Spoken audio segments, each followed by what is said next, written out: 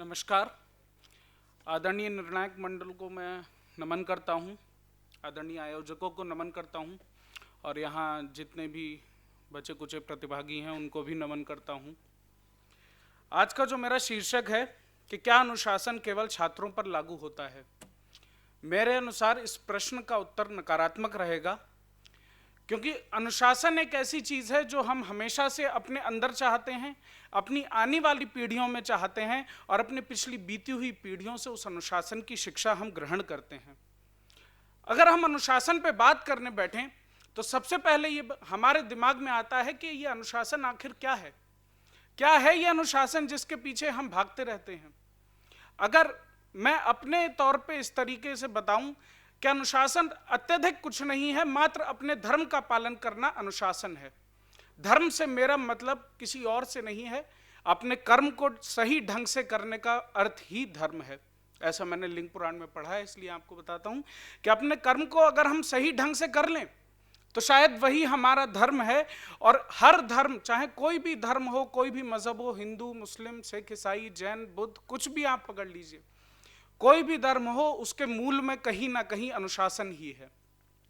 छात्रों की बात करें तो छात्रों के लिए निश्चय ही अनुशासन एक बहुत ही आवश्यक हो जाता है। और केवल छात्रों के लिए ही नहीं, हम कोई भी अगर कोई किसी भी अन्य परिक्षेप में देखें तो भी अनुशासन बहुत आवश्यक है। हम बचपन से सीखते आते हैं कि हमें अनुशासित होना है, हमें अनुशासन को साथ लेकर चलना है, क्योंकि अगर हमें सफलता के लिए जाना है तो हमें अनुशासित अवश्य होना होगा। आज ये जो हमारा एक्सटेम्पोर का कंपटीशन है, शायद 4-5 प्रतिभागी और बचे होंगे, उसके बाद ये समापन की ओर बढ़ेगा। हमने देखा कितने अच्छे से ये प्रोग्राम हो पाया। वो क्यों हो पाया? क्योंकि हम बड़े ही अनुशासन के साथ बैठे थे। आते ही हमारे सर ने हमको असेंडिंग ऑर्डर में बिठलवाया कि आइए 45 तक बैठिए। कितने अच्छे से इसका आयोजन हुआ।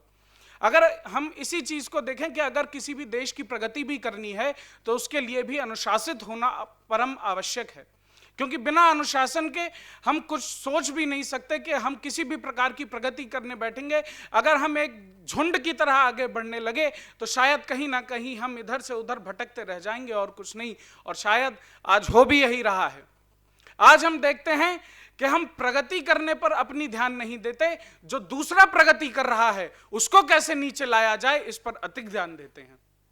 आज जितने भी लोग यहां बैठे हुए हैं, मैं सबको नमन करता हूं, सारे प्रतिभागी मेरे मित्र हैं। लेकिन एक बात मैं कहता हूं कि हम सब बैठे हुए हैं, दूसरों को सुन रहे हैं, लेकिन दूसरों के लिए हमारे मन में कहीं ना कहीं यह अवश्य रहता है कि इसका कुछ तो गलत हो जिससे मेरे नंबर बढ़ जाएं। यह हमेशा हमारे पास रहता है। हम पहले से अनुशासन किस तरीके से हमारे अंदर, हमारे देश में भरा हुआ है।